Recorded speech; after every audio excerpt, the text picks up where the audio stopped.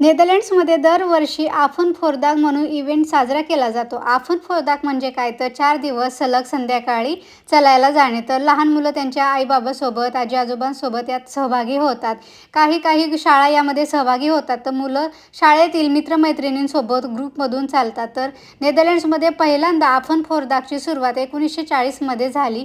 तर शाळेतील मुलं यात ग्रुपमधून चालतात. त्यामुळे त्यांना खूप धमाल मस्ती येते, कारण की एकत्र ग्रुपमधून चालताना छान छान मेमरीज तयार होतात. छान म्युझिक लावून मुलं डान्स करत करत 5 किलोमीटर किंवा 10 किलोमीटर असं अंतर चालतात.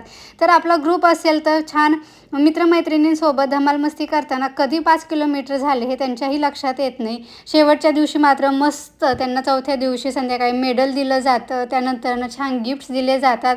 खूप सारं कौतुक केलं जातं. शिवाय आजी-आजोबा आलेले असतात फिनिशिंग पॉईंटपाशी, त्यांचे फोटो काढतात. आजी-आजोबांनी आणलेले गिफ्ट्स बघून सगळे मुलं खुश होऊन जातात. अशा प्रकारे हा इव्हेंट सेलिब्रेट